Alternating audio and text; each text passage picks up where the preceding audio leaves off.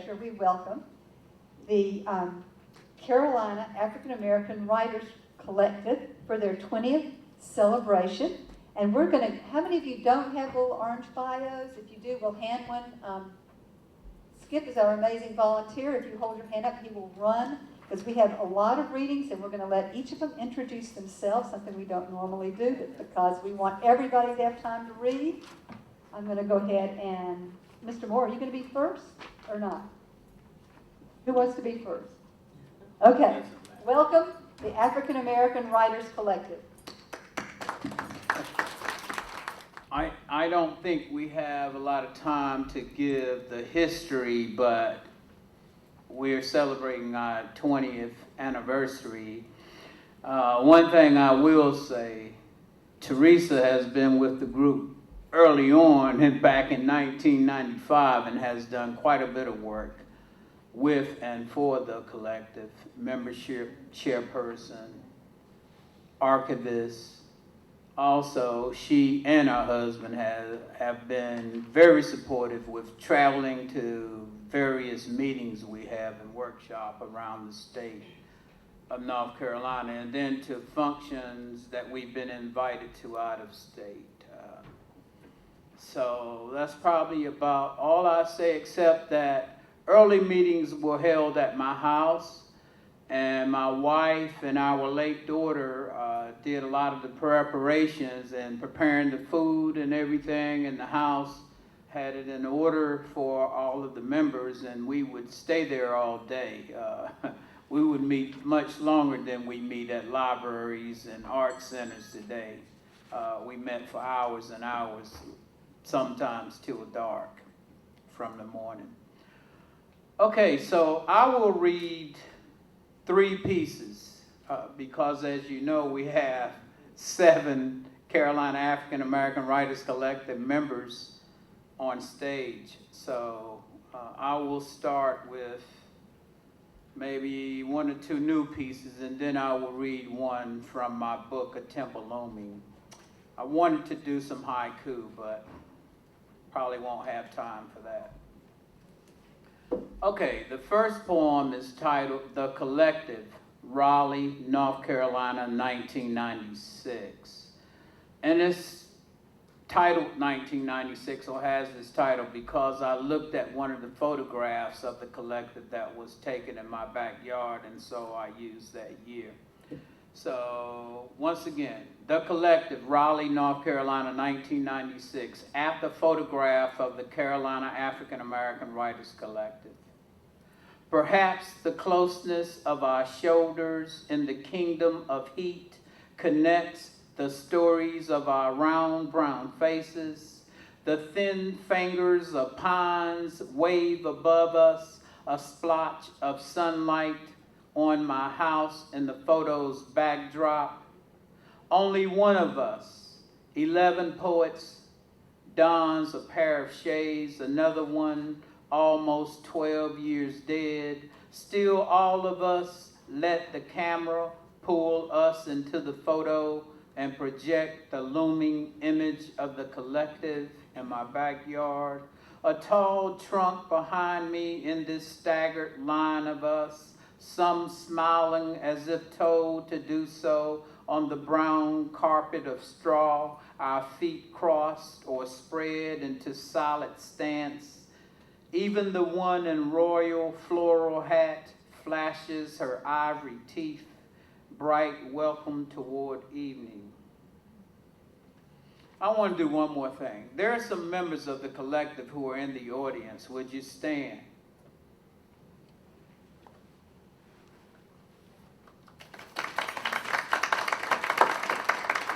So we have Wendell W. Otley III, and we have Eleanor E. Tate. Okay, this poem is real new, less than a month ago. I picked up some newspapers a couple days ago in South Carolina and Georgia. I spent some time in Orlando on vacation. So I'm just going to read the title. I don't think I need to give it any introduction. At Emmanuel AME Church June 17, 2015. We were studying the Bible Wednesday night in Charleston, humid and hot outside like the glossy pews. We knew that history calls 4 girls, little and black, in church in Birmingham in 1963 in America. We want to rid the strangeness of the 21st century. We do not ask to be sent away because we were unbroken. We did not care who joined us. Every prayer foreshadowed a brutal tale in sacred space. We didn't have time to speak out, to call our kindred. So now up in the clouds, we float like doves, our drums and songs in midair.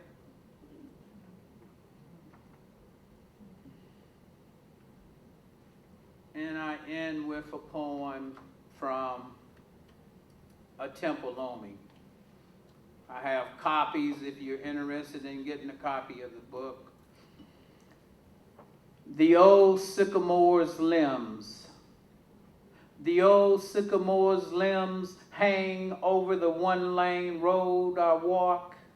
Leaves lie scattered, wind stared over the rise across the lane, a stand of long-leaf pine, space just enough to hold goats behind an uneven fence. Up the road, morning light whitewashes everything, creates a brilliant tunnel. I wonder if the road remains a bed for autumn brown leaves on the day star's other side. No animals, no houses between the pines. Mist settles everywhere. Only the sycamore is old enough to know what might have been. How its curved arms scratch the bright blue sheet of sky, wait for whatever spirit comes to enter its dark rings. I would read a haiku, but I don't think I have time for that. Lenard D. Moore. So I'm going to pass it on over to Angela Belcher-Epps. Thank you so much. I'm one of the few fiction writers in this collective of poets, and I can't tell you how wonderful it has been to be among them, because they will slash the words like you would not imagine. They are very precise, the poets. So I'm going to read from my novella, which is Salt in the Sugar Bowl, and I write quite a bit about abandonment, loss, death, and how that impacts our journeys. So this novella centers around Sophia, who is a mother of 6, who because of a dramatic event in her life, leaves her husband and children and never comes back. So I'm going to read a little bit about Sophia, and I'm also going to visit one of her daughters, and you'll see how it impacts her view of the world, having survived the abandonment. It was Carlene, their second to last child, that seemed the deal breaker. Neither Sophia nor Hunt intended to make another baby, but mistakes did happen. Sex was like an accident between them, a random rollover in bed at just the right moment, and it happened. Not often, and neither of them told themselves cozy stories about it meaning more than that. During that pregnancy, their home took on a darkness, like the sky of an approaching storm. There was more quiet, more exiting and empty rooms, and there were more excuses for everybody to be anywhere but at home. The children found friends that welcomed one more at the dinner table or who had room in their cars. Hunter worked more and more overtime, but brought home less and less money. Sophia reserved her brightest smiles and softest words for the customers at the grill, because the air within their home tolerated no such nonsense. She kept one foot in front of the other, doing what she could for her children, hoping the storm would ultimately pass them by. She watched and waited. It never passed. It just worsened with the last child, Kurt, who was conceived with the same kind of bumping in the night. Sophia's instincts, her years of watching and wondering, told her to go. She pulled the strings of the duffel bag closed. What she could offer her children was worth next to nothing, minimum wages and tips. Of course there was love, but God, Sophia thought, sometimes a mother's love was like a curse. Cruel as it sounded, when her guard was down and she was enjoying a cup of coffee, Sophia often thought Devorah had done an awful thing. A mother could send all the wrong messages, and if the child wasn't smart enough to make her way out of the smoke and mirrors, she could end up exactly in the places she didn't need to be. Maybe Sophia was the same kind of damaging mother, with all the doubting and watching, with too little action. So now I'm going to go forward, and we're going to meet Eva, Sophia's oldest child, who is the inheritant of this mother's hesitancy about her own value. Although Eva lived in the house in the middle of nowhere, men discovered her. They discovered her in the Zip Mart, at the gas station, and one found her walking down the side of the road carrying a gas can to fill her car. Eva figured it was the happiness in her that magnetized them, because it was the first time in her entire life that she felt happy, at least most of the time. Duke Sutter, the first man Eva met, was pretty much of a Friday night man. He showed up near dusk with a bottle of wine or liquor and sat at the dining room table talking a lot. He wore laced leather shoes and a sport hat, no matter the weather. He was older, 40-ish. Eva liked him because he had a soft voice that would have put her to sleep easily if they'd been in bed in the dark, but she never went to bed with Duke, and he never spent the night. He just sat and talked and drank until his color changed and his eyes became slivered almonds. He'd talk on about the government and how it didn't matter one way or another who was in office because they were puppets of the world billionaires. He talked about being fooled by the news and how smart she was to stay away from people and all their opinions that would poison her mind and make her into something she wasn't. Eva felt smart and wise when he talked about her. Then he would say, "All right, Eva, I'll see you around." Eva would hug his neck and thank him for coming to see her, then watch him back around in her yard and glide slowly up the road in his Buick. "What about Daddy?" Jolene asked Eva when Duke Sutter began showing up from time to time. "Daddy's got his own life and he's plenty busy." "Does Daddy know this man? Is he Daddy's friend too?" "This man isn't Daddy's business, just like what Daddy's doing right this very minute is none of my business." Eva set her mouth and clenched her teeth and lit a cigarette. Like dust from a sudden wind, her own father blew across her mind, how he was out fathering children with only God knows who while her mother tended to her own children. The other man was Stanley Davis. He came different days during the week, depending on his shift. He was large and loud, and he drove a dump truck and wore a hard hat, and he looked somewhat like an action figure. He fit in with the Perreaults because he liked being outdoors as much as they did.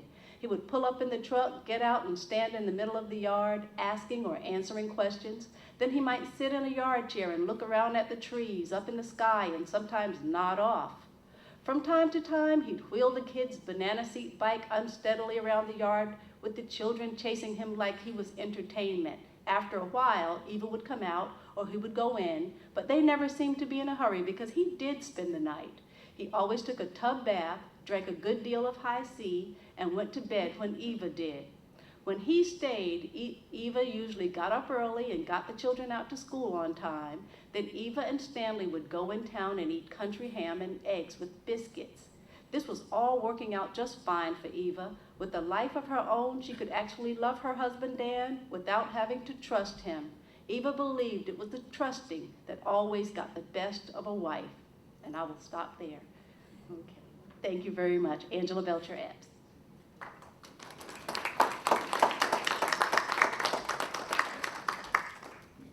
Good evening, everyone. I'm Grace Ocasio. First of all, I should say that Carolina African American Writers Collective is like a family. There is a diversity of individuals who make up the family of writers that comprise the CAAWC. Like any natural family, we don't always agree. However, we work together consistently, and our ability to come together, to unify as a group, is what I think makes us a successful collective. When I first started coming to CAAWC meetings, founder Lenard D often encouraged attending members to pursue writing reviews in addition to writing one's creative work. To be perfectly honest, I hadn't thought about writing reviews in years. Writing reviews does help one to appreciate what's good in other people's writing. Through writing reviews, I have enhanced my poetic vocabulary. I see what it is in other people's language that's dynamic, and I seek to incorporate such language into my own writing. In addition, doing reviews for me constitutes a mental break from poetry writing. I believe the subconscious has a chance to practice or rehearse poetic language the writer has in mind before actually committing certain ideas to the page. Being a CAAWC member has also taught me to strive to be the best poet I can possibly be. Thanks to a sharing of voices that occurs at meetings, whether the voices of collective members or the voices of writers speaking from books and journals brought into meetings by individual collective members, I feel free to express in the best possible language, to express myself in the best possible language I can. Not since being a student at Howard University have I thought about the potency of the Black diaspora experience in America. CAAWC has rekindled or reawakened my sense of the American Black diaspora, at least in terms of writing. In essence, I feel that I am part of something bigger than myself. Black poets, past and present, have sought to communicate their fears, joys, and disappointments through the written word. I am a part of that great movement of poetic articulation. I am here today to unabashedly say I have reconnected to that movement thanks to CAAWC.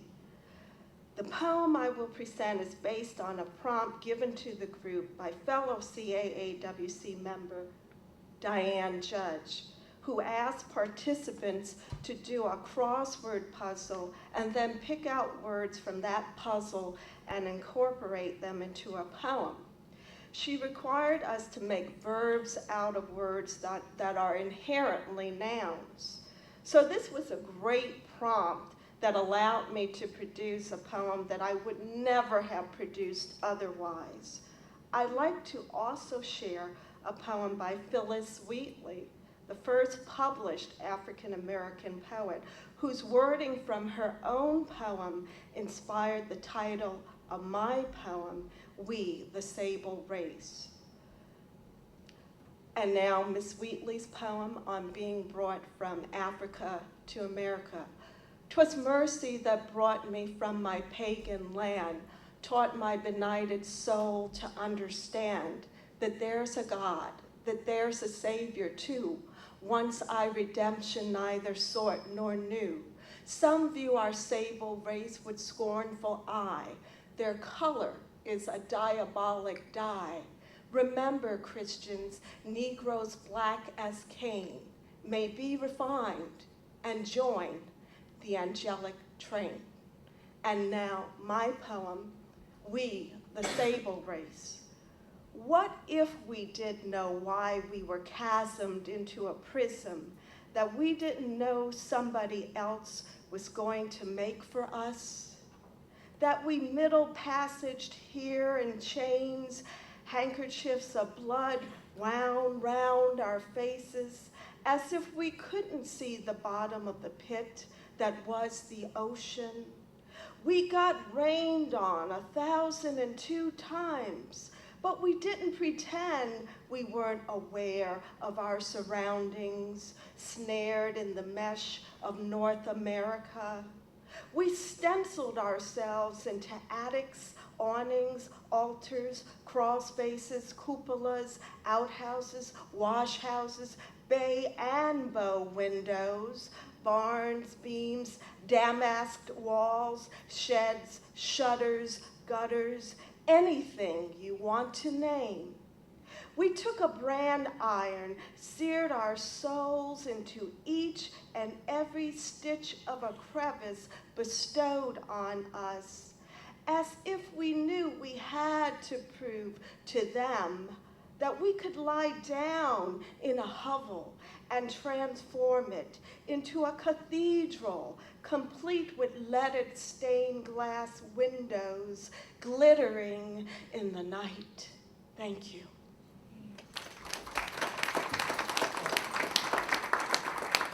And to my left is Gideon Young. I would not have sat to her left because I cannot follow that. Just kidding. Awesome job, Grace. My name's Gideon Young. I'm originally from Connecticut. I've been in North Carolina 7 years, and the Writers Collective is one of the reasons that this is home. I can't say enough or even recognize enough how thankful I am to be part of this group and part of all that this group stands for and all of the people who stand behind us, both here and in the ether. This is really wonderful. I'm an elementary school teacher. I'm a reading teacher. I teach K-5 out on the western edge of Orange County. And while I am constantly reforming and rethinking and understanding poetry from different places, working with kids and teaching them writing and teaching them poetry is something that always keeps me grounded in the power of poetry. And the first poem I'm going to read is sort of about the power of poetry and working with kids. It's called Fourth Grade Afternoon. Those Who Dream by Day, Edgar Allan Poe. We read The Telltale Heart. They were silent, shocked at the damned. Gauze lifted from language by the shriek of villains. Given freedom to write their own tones of agony, shape moods of terror, Jonathan began to pen thunder and murder.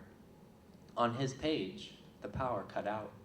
Right then, in Durham, in our classroom, the power cut out. The next poem I'm going to read was published in Crystal Simone Smith's awesome poetry journal online called Backbone Press. I was very thankful and very honored to be in that. This is also about teaching and just the love I have for those kids. Teacher pockets. I got my teacher pockets full of golden tickets, a crumpled paper airplane unfolded, blue and green giraffes smiling. A pen cap, black, a chewed pen, blue. There's always juice straw wrappers from the bus ride home. I got back pocket pencils, point end down, for prevention. They always end up broken. I take home scissors, repossessed for reason, string, yarn. That day we made masks from paper plates. Like Mardi Gras, their perfect black faces outshone bright glitter and beads. The last poem I'm going to read is a new poem, and I'm still discovering that, or thinking about how so many of our experiences completely depend on our perspective, and whether our perspective can be positive or negative or happy or sad. And I think I'm learning to understand more of both those perspectives. And the background to the prompt of this poem is my wife and I just bought a house, and this poem doesn't say anything about the quality of the house. It's very nice, but the poem is called The Roach. And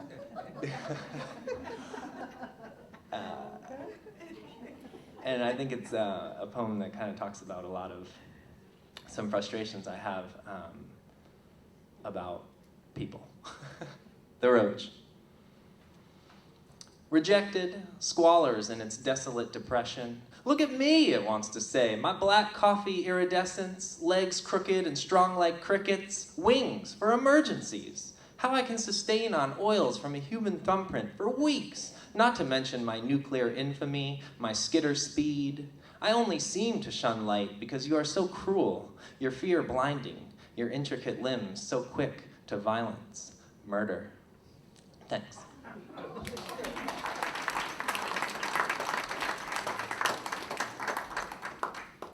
Hi, my name is Diane Judge. And I have to say that I felt kind of like this group saved me, kind of lifted me up. I joined 3 months after I had lost my mother. This was about 8 years ago. And through poetry, I was able to grieve. They were a support to me in my poetry and somewhat unknowingly, I guess, support in my processing my grief. So I'm very grateful to them all for that.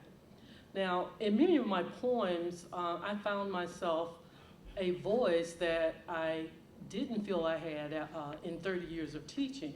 And it's really ironic that I say that, because in my poems, I often choose other voices other than my own. I write a lot of persona poems. So 2 of the ones that I'm going to share with you today are persona poems. The first one, Possibilities, is the title. My wound will heal, the doctor tells me, though flashbacks may recur. Perhaps when a front passes through as fall yields to winter. When I pull on socks or pants, the brush of fabric against my calf may remind me that pain pierced this flesh not long ago. Maybe when spring sun greens the lawn where I fell and have imagined a chalk outline ever since. Or when the sound effects of a Law and Order show startle me. In dreams, I might relive the nightmare, feel the bullet plow my leg, hear the jammed gun click, see my brother try to clear his revolver's throat.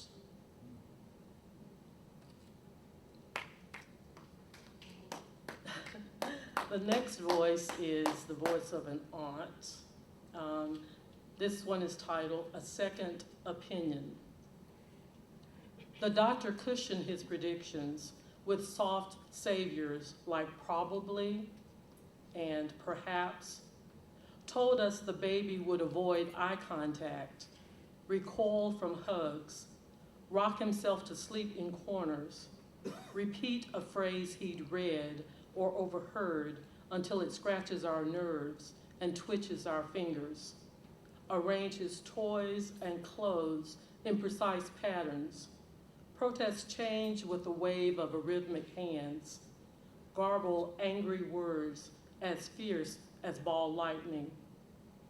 Or he would obsess over a single subject, fill himself so full of details, he'd spew a stench of facts with the randomness of rain. 8 years on, I make my own prediction. Little evidence of condition noted. Prognosis, good. The next persona poem is Liquor House Lady, and that tells you who this person is, whose voice is speaking from the title itself. Liquor House Lady. I sold shot glasses of moonshine for a quarter, kept the table between me and the palsied hands of painting old men, unable to keep their hot eyes from touching untouchable parts of me. They leaned against sink, stove, wall in my chairless kitchen. Memoired memories of bones-in catfish stew, of bundled tobacco and dust-clogged noses, of shotgun houses and porch-level floods. The stench of the still seeped from their skin, odored the room, indiscriminate as the spittle let fly from their liquored tongues. Now you've heard my multiple personalities, those voices. This poem, the last one, is my voice, it's my experience. It's about my old neighborhood in Kinston, North Carolina, small town, and a small part of that town was an area called Lincoln City. It's where I grew up. And I lived on Oak Street, which is the title of this poem. I walked the dirt road of my childhood where seasons NASCAR'd by, before Hurricane Floyd emptied the noose high inside neighborhood walls, before the city erected broad cement sentinels to block my block. I breached those barriers, See white-aproned Mr. Dan behind glass bins of red-sleeve bologna. I see myself with friends playing Red Light and Simon Says. Our bare feet make dust swirl and coat our legs like winter ash. I see neighbors gather on porches to shuck corn, snap beans, douse parched throats with iced tea. In memories fleet as adolescent summers, I could not see, I refused to see the Oak Street Floyd left, where only weeds wave welcome.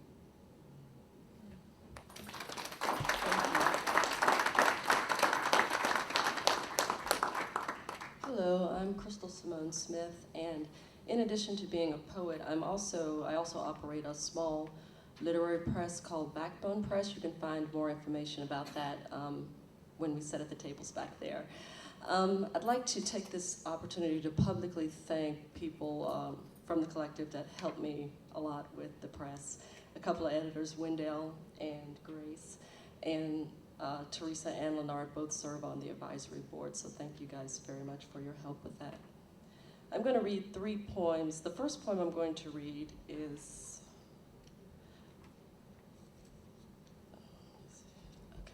it was basically, it came from a Kissy Stone that we received for reading at State, I think it was a couple of years ago. A member who is not here, Sheila Smith McCoy, invited us all to read at State, and she gave us, I think it was the department, gave us all Kissy Stones as appreciation. And I didn't know what it was at the time, so I went home and I Googled it and found out all this information, and thus a poem came. So, it's called Meditation on a Possible Stoning. I think I could stone her. With the Kissy Stone, I rub and turn, sitting on a porch cast with stones as she trots by on her evening marathon training run. My neighbor who keeps walking my son back to my door since the day I told her that her son bullies my son. And she replied, maybe he shouldn't come up here anymore to play in the public cul-de-sac. I could stone her, but we live in the suburbs where protection is everything. The large prickly shrubs planted at the street end to ward off the neighboring skateboarders. The removal of dead pines standing too close to enclosed porches. Our zoned homes in the center of the good school district. So I hold a Kissy Stone, rub and turn it for atonement. A stone chiseled with a machete by a Kenyan girl, bright but needy, in a hilly town with frequent rain and insufficient drainage. Carved into the shape of a heart in hopes of fair trade, so a community can reap what it calls small things like food and clothing. The next 2 poems I'm going to read, the last 2 poems I'm going to read, they were all workshopped in some of the workshops that we do. We meet monthly during the academic year. And I think they're just really good examples of how helpful the collective has been to me. Our neighbors, for Maury. We were in the thick of the beginning, elopement and new home buyers' regret, summoning stubborn breast milk to come in. Our neighbors had creased in face and body and taken to their house where they pruned and landscaped, a hobby they coined as a subsequent profession for which they had no expertise. We met them dragging our bargain mattress off the truck, her smiling from their porch as he approached us to show off his wit.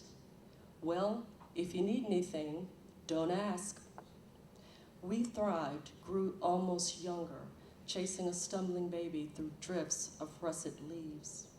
Our neighbors grew absent of smiles, aware only of unkept yards and late mail carriers that failed them of offspring correspondences and yesterday's timeliness.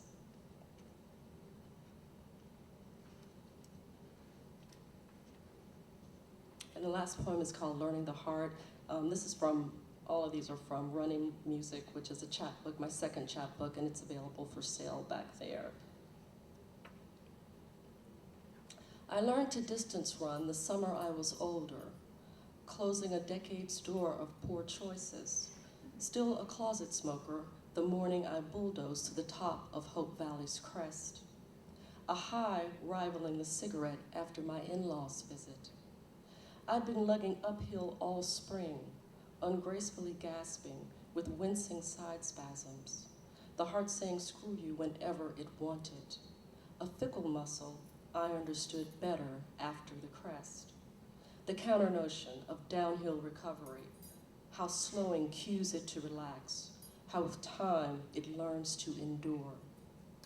I think of the lingering bitter feud with a sister, the college boy who left me to sob the entire night before SATs, and how hard heels are on trail or spirit.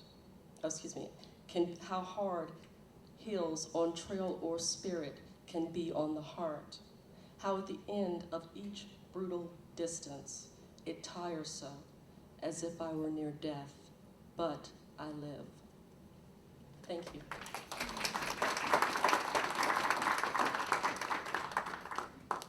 Good afternoon.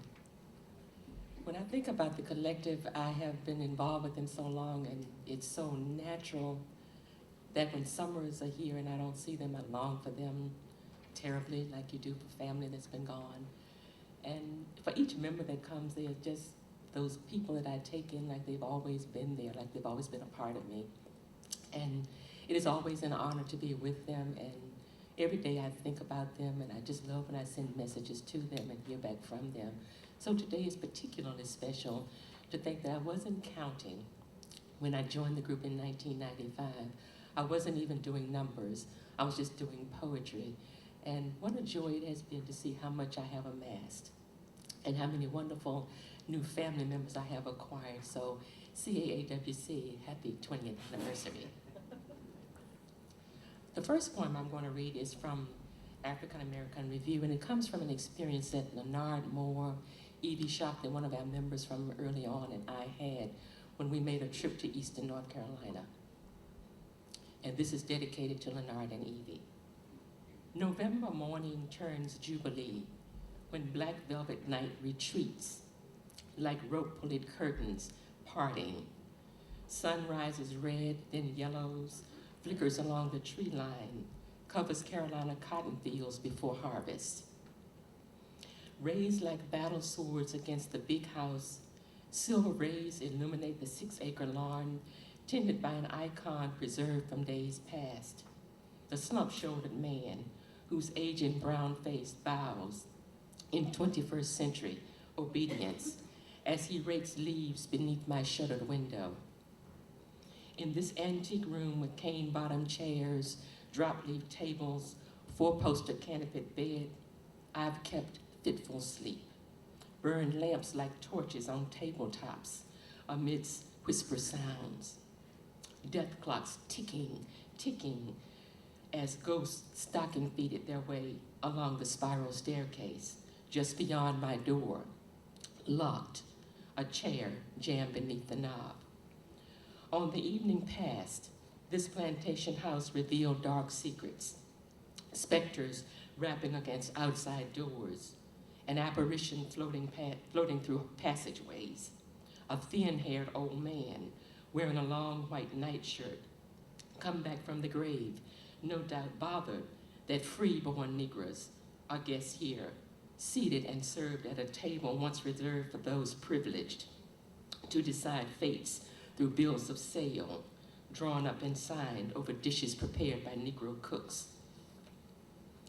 Strong like our holy old hands, 3 poets invited will speak poems into autumn air, without knowing the history, yet imagining horrors tangled around this homestead. We let words settle into ears listening as we step through stanzas, romance filled with blues and jazz, romance in England and France, memories of Martin and Malcolm, quilts and stories about home places far from this place. Summoning spirits, callous palm field hands, wet nurses and house negresses, backs blooded at whipping posts. We strip limbs from hanging trees, read out rites of passage, walk towards freedom in a throng.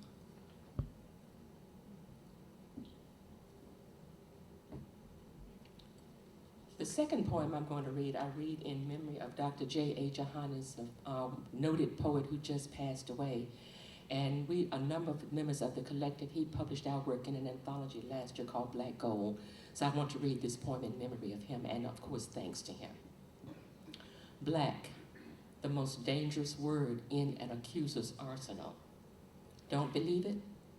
Take a toll among black men exonerated after 10, 15, 20, as much as 30 years before DNA clears them of crimes they never committed. Further proof?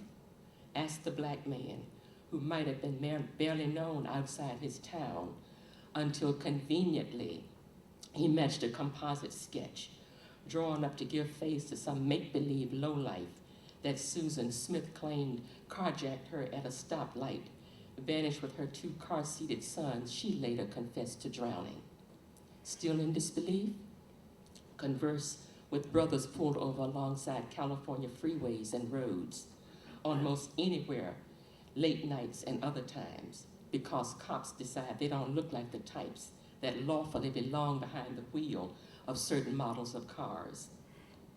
More convincing? Chat with brothers employed and 6-figure salaried, well-dressed, yet frisked in New York department stores after making major purchases on credit cards that security personnel believe surely have been forged or stolen. Know a brother? Ask one who still knows he's a brother if black denotes danger. And make sure to ask the cops too, if you can find one willing to shoot a straight answer. And the last poem I want to read is from Nocturnes, and it is about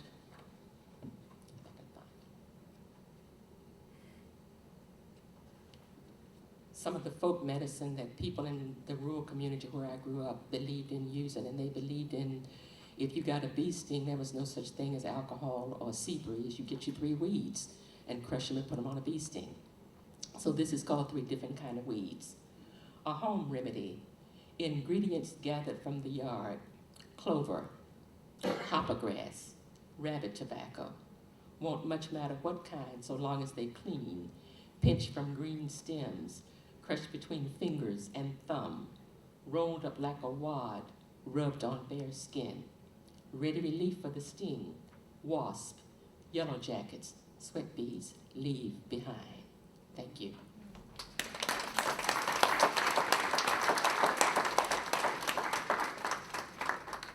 Thank you very much. That concludes our reading. So we'll take a few questions from the audience before we stop for some refreshments. So anyone has a question about what we do or how we do it, we'd love to talk with you.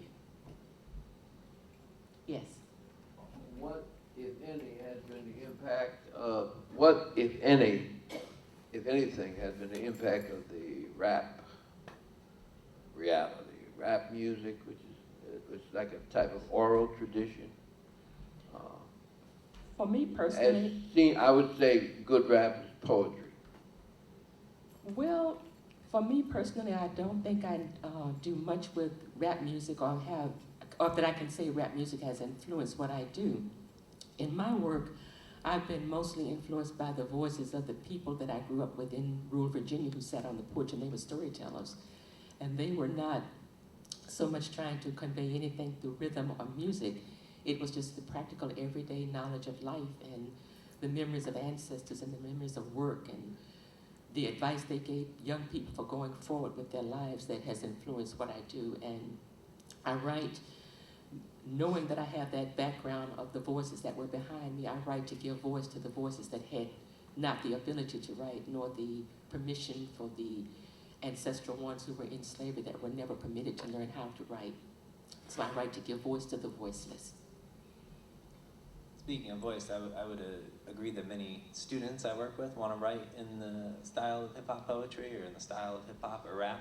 And I think at times I encourage their own voice rather than necessarily emulating someone else, because I think that's important for students to recognize, is that they have their own voice and their own music, and whatever it may be, they need to find that. And I'd like to say, even though I write fiction rather than poetry, quite a bit of hip hop and rap really grew out of a sense of despair and frustration and, you know, what's going on in urban areas, and it's pretty much spread all over the country. But I write to sort of bridge the past with where we are now. That's why I write about abandonment and loss and death, because children don't make themselves. The people who are feeling despair don't make themselves. It grows out of something that has happened in the past. It happens in our society, in our history, in our ancestry. So in that way, I am very much aware of the voice of hip hop, because it has grown out of problematic situations that really need to be at the forefront of what we think about and discuss. Yeah, I would like to say that rap reports about the community, what's happening in the community. I per se, my work, I guess I would say, is heavily influenced by jazz. I write a lot of jazz poetry and have also written some blues poetry.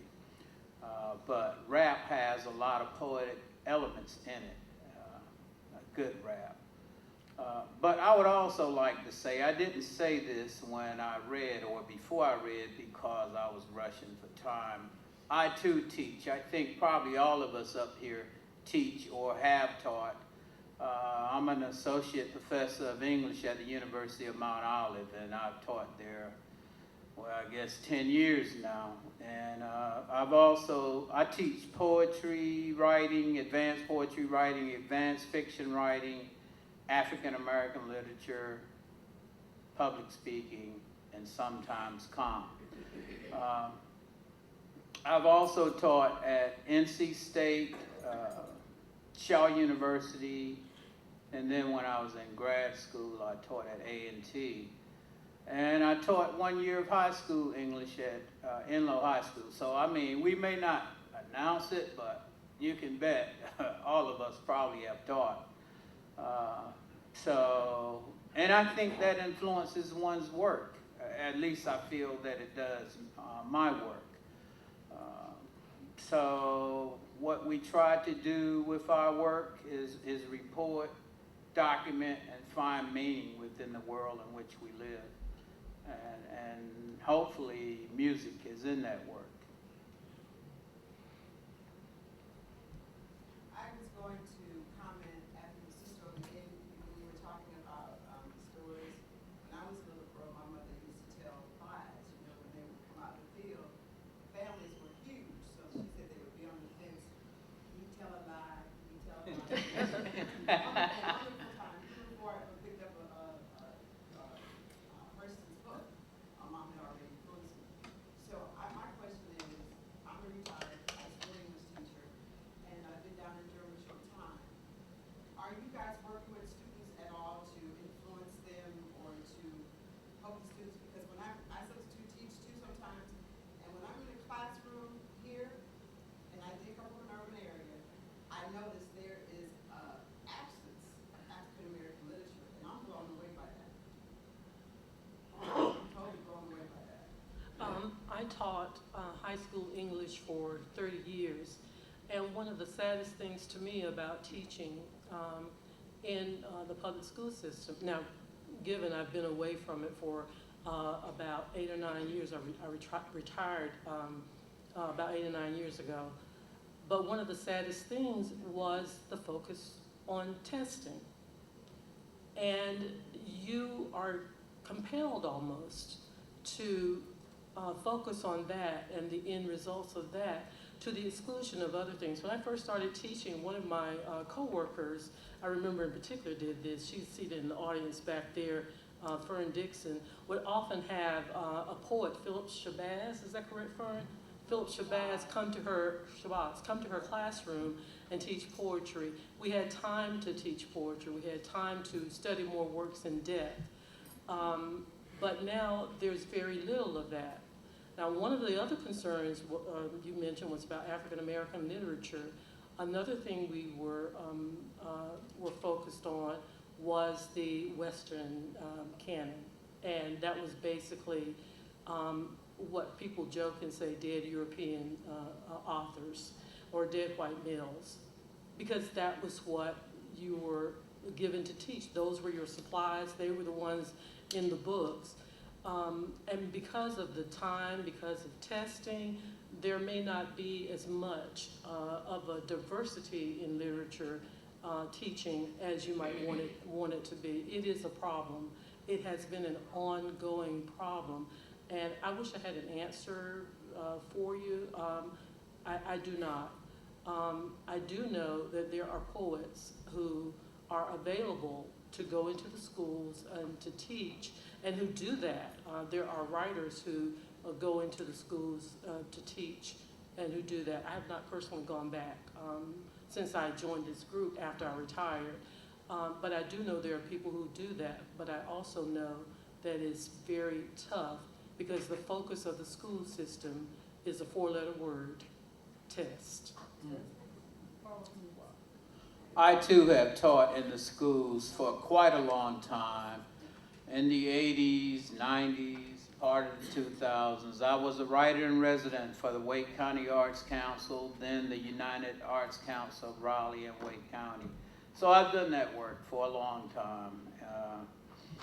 Not going into the schools so much now, but you know, I've done that. And as I said, I've also taught high school English.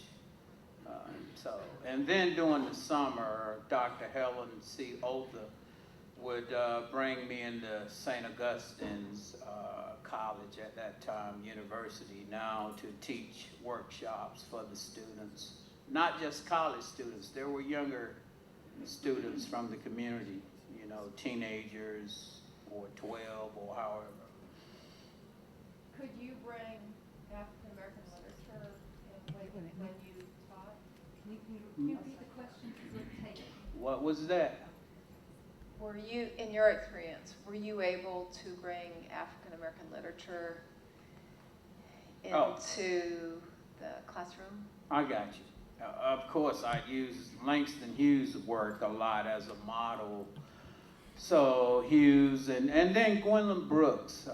Her poem, We Real Cool, is very popular with students. So yeah, certainly. I think in the elementary school level, there's a real growth of multicultural authors being given to schools. And I used to work in Durham, but now I'm out in Orange County, and something that we were given this year as Title I school was every grade level was given books from multicultural authors, including poems chronicling Bob Marley's life, Langston Hughes poetry, Tony Medina, author. And I think there are books available and more books available, but I think it's still an idea that's growing and still an idea that's growing to become important everywhere. I think also going along with that idea of multicultural or African American authors, the students themselves become authors, and I think that's something that we continually work on, is helping students grow to see themselves as individuals, especially in a very busy world. And as they see themselves as individuals, as they see themselves as artists, then they are those artists. They are those Black artists. But I think it's an idea that's growing. I think it's an idea that is becoming more and more positive. I've heard it said, if you can walk, you can dance. If you can breathe, you can sing. Is it true that deep down inside of everyone there is the ability to write poetry or novels?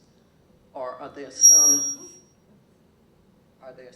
that are doomed just to read it?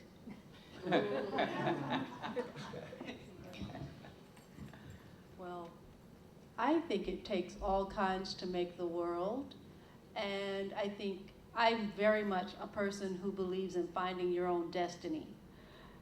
I also teach. I teach in an alternative high school in Raleigh. So all the students are at risk. And I think the most important thing for anyone to realize is that you are not different, you're not wrong, you're not less than because of what your talents or your gifts are. So I think the most important thing for anyone is to find what really makes them tick. And if you're a reader, then you can be a really wonderful reader, and that makes us better writers because we need somebody to write for. And I don't see it as doom. I also believe that we redefine ourselves many times through a life and through a lifetime. So at some point we may be readers and we become writers, and then maybe we become singers and dancers at some other point. So it's, I think, really about a rich and well-lived life rather than trying to be anything in particular. If I can add to what Angela just said, every life is a volume about whatever your life is about, whether it's about writing, dancing, singing, farming, whatever. Every life is worth documenting. If you have a personal story and you leave the earth and you don't leave your story behind, it's like you were never here. Your story may be different from mine. You may use different vocabulary, different language, different style. That does not in any way make your story not a valid story. You are here. You were sent with a life. You were sent to live a life. And the life you live behind, the record of that, that's your story. However you leave that, it benefits somebody. It benefits you to state your story, to document your story in whatever method that you choose to do that. Because like I say, 50 to 100 years, if somebody inquires about you and there's nothing written about you that's left by you, it's like you were never here. You didn't come as a person for nothingness. We didn't come as ghost people to be seen and not heard and not felt and not experienced whatever it is that we experience with other people. So however you tell your story, tell your story. Tell it for yourself and tell it for the people you leave it for behind. One of the things that I think is that you're all storytellers. I'm not sure that people give themselves enough credit because they don't write things down, which I agree with Teresa is very important. I think we all should, even if we don't think we're writers, even if we think we're just readers. But you all tell stories every day. When you're having a conversation with a neighbor, when you're calling a relative on the phone, you're talking about experiences that you've had. These are stories. You're telling a story. You're writing a story with your voice. So you are already storytellers, and you're welcome. I know I just told you today. You're welcome for that. Excuse me, I just wanted to ask, I know you all say you teach, so you all have these jobs, and how do you keep your energy for your creativity? Because as a would-be artist myself, I get very tired, and I need the motivation to keep me interested in whatever it is that I'm trying to do. Does the collective give you that energy, or do you also have it individually? I'll take this one. So when I went to grad school to study poetry, it was very clear to us at the beginning that we needed to have schedules as writers. You need to have a writing schedule. And some people write early in the morning. You basically fit it in. I was talking to Leonard, we met last week, and he was talking to me and encouraged me to make sure you fit your writing in. Lunch break, wherever you need to fit it in, fit it in. But I think a lot of us have writing schedules, and we make time to write. And the collective is wonderful. It's wonderful to be part of a group where you know you're going to have to produce something because they're going to expect you to, when you come to the meetings, to have something to workshop. So yeah, I would say, you know, life is going to just continue. You're going to raise your children. You're going to do all this stuff that you need to do every day regardless. But if you want to write, and it's important to you, you need to make time to do it. So fit it in wherever you can, really. Speaking of writing, I think the young lady who asked the question is jazz vocalist Frankie Alexander. In fact, I sit down and listen to the jazz to her CD quite often, and one time I've been trying to write something, so I plan to do that. So in essence, I'm saying write whenever you get still. It doesn't matter where or when, you know, I sit down, listen to jazz, I'm thinking of writing at that time, or if I'm sitting out in the park somewhere, I'm always writing. If I'm at a game, I'm writing, basketball or whatever the case might be. At a jazz festival, I'm writing. There are always moments to write. It's whether or not we take advantage of those times. And then wherever we go, we have to wait. Dentist's office, doctor's office. No, really, I write. What are you doing with your time? Some of my best writing opportunities come when I'm in the car. My writing was born in a car. On Sundays when my father had an old car that we called Job's Coat, there was 4 or 5 different colors with the hoods and the doors and the trunk and the body, everything different and all bent up and rusted. And we'd be waiting in the car on Sunday to go to my grandmother's house. And my parents would get with the children dressed first and tell us to go to the car. And while I was sitting in the car waiting for them, they just took too long. So I started writing while sitting in the car. And some of my very best writing happens when I'm in the car. My husband is driving. Whenever we take off on a trip, the last thing I put in the car next to my purse is my writing pad. And going down the road, you'd be surprised at what you might see that you can document that may find its way into a poem or a story later. But riding down the interstate highway, oh my goodness, or the backcountry roads, the stories and the poems just come alive. One of the things that I would recommend, based on my experience, it's kind of like yours. I don't have the discipline that a writer should have. And it's like Crystal said, if you are in a group, if you can find a group to join, if you can start your own group, that group will have expectations of you. You're going to meet once a month. It's going to be on a Sunday afternoon, say, wherever. You're going to be expected to produce. Deadlines can make a difference. And I don't mean the kind of deadline a boss would give you, but the deadline your friends in a group will give you.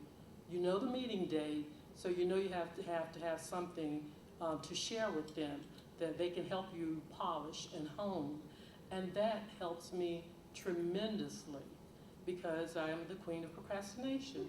And if it weren't for people like these here that you see on the stage, I probably would not have produced anything over the years. So I definitely would recommend that as well.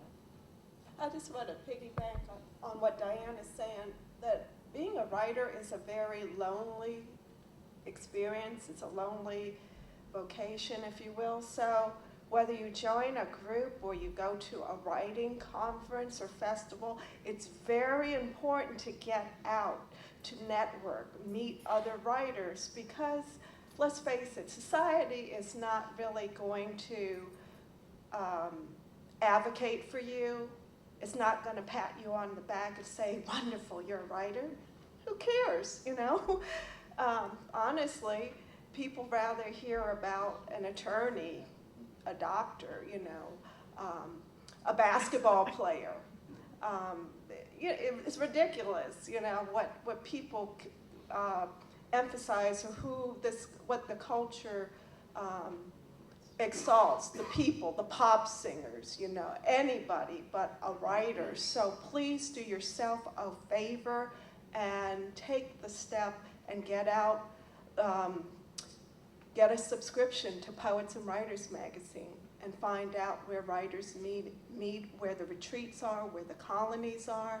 It's very important that you don't just sit at home and not be, you know, lonely. You can produce, but if there's nobody out there who hears your voice to say you have a gift, you know, you have potential, then I guarantee your writing's not going to go anywhere. So you need encouragement. So do that for yourself. Make that a gift for yourself. I'd like to thank you for your presentations. They've been an inspiration for me. And I'm sitting here perceiving myself like Whistler's mother must have done, because I am in my senior years. However, what I'm beginning to value more and more, I am more frequently asked to speak about my life experiences, and I do write those speeches, and I have kept those speeches. The mistake I made, Mr. Leonard, is to think I'm going to have the time and the financial resources to go off somewhere in a retreat. I'm not going to do that because I am gregarious, and I like when you say writing is lonely, and I tend to be very gregarious and involved with my family. But you have given me the spark and the inspiration to take my speeches and see what kind of format I can put them in, because not that I aspire to being famous, but I do want to leave a written record for my grandchildren. My own discipline that I love is history. And I love to go back to the Nile Valley, to the history of the ancient Africans of the Nile Valley. And there's so little of that in the written record now. If I don't hurry up and do it at age 85, I'm afraid I might find myself really unfulfilled. So thank you very, very much. And I call what has happened to me bibliotherapy. That's been very, very transforming. So I enjoyed your presentation, and thank you. Thank you. She's been waiting. Okay, real quick, then this Jeanette. For all ambition, Christ may be, sin has washed the minds of most. Wait a minute, let me redo it. For all ambition, Christ may be, sin has washed the minds of most. There's the world, there is Christ. Which way should I have gone at first? I'm just going to leave that little thought with you all.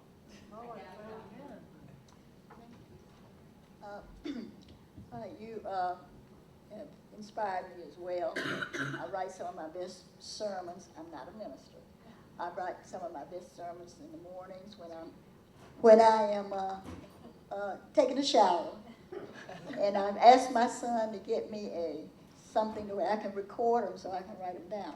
But I have been working with this, talking to a friend of mine about us working with the historical people right here in Durham who are still alive and putting together a videotape for our children. And you guys, you're already together.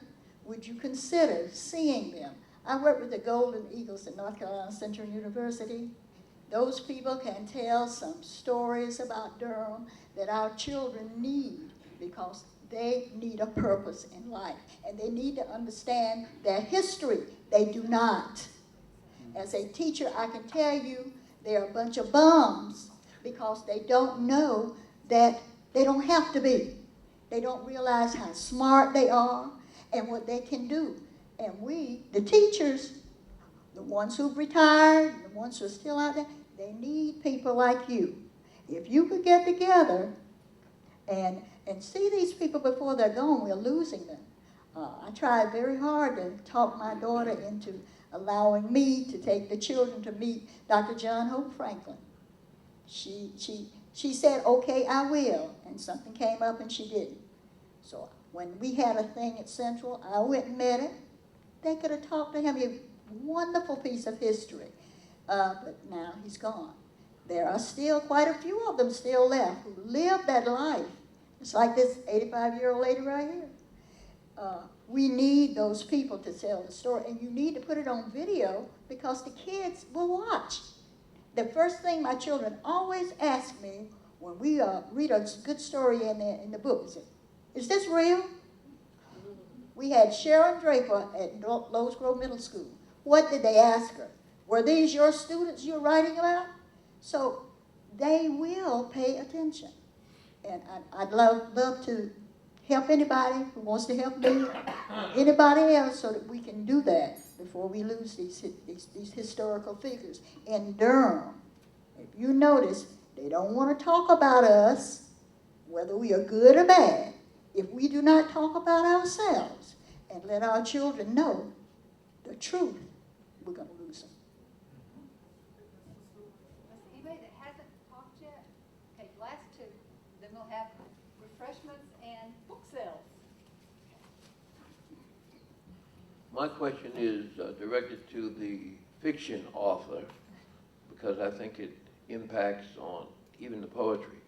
Would you allow any of your work to be expressed as an audio book? Absolutely. I mean, because it really is storytelling, and however the message gets out there, I'm quite happy with that, definitely. And the poets do influence my writing in terms of its musicality and the choice of words, so that's what I think this group has been such a blessing to me, because I'm more aware of my writing as having rhythm and alliteration and so forth, which does lend itself to audiobook. Two parts. One, how did the collective develop its format, and what's kind of the history of the format of your meeting as a collective? The second is, how did Backbone Press come to be?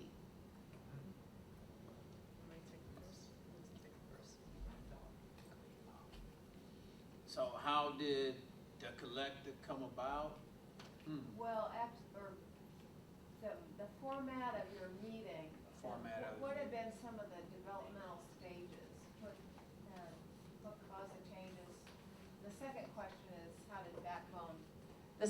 question is, how did Backbone Press come in? But in the meetings, we critique each other's work. We also have one of the members teaching a workshop, poetry, fiction, whatever the case might be, different forms. So a different member teaches the workshop at each meeting, and we bring in books and anthologies, magazines, talk about literary trends, on and on, and authors to read, and upcoming events, competitions, where to send work, poetry contests. I guess that's about it. We used to have food at those meetings, and we used to have a CAAWC newsletter, so we used to do a lot of different things. One thing I want to say, now it doesn't even deal with that question. Wendell Otley has also been with the collective very early on. He and Teresa for many years. So I wanted to say that too. He's sitting there, and a very fine poet. And talking about fiction, you mentioned Angela, also Eleanor E. Tate, who's sitting back there, one of the members. She writes lots of fiction, novels, nonfiction, so there's a whole gamut of literary works. I think she wants to say something. Very quickly, 30 seconds. Two of my books were made into audiobooks. So Angela, there's hope there. And another book was made into a television film. So there's additional hope there. And several of my books are right here at the Durham County Library. Keep up the good work.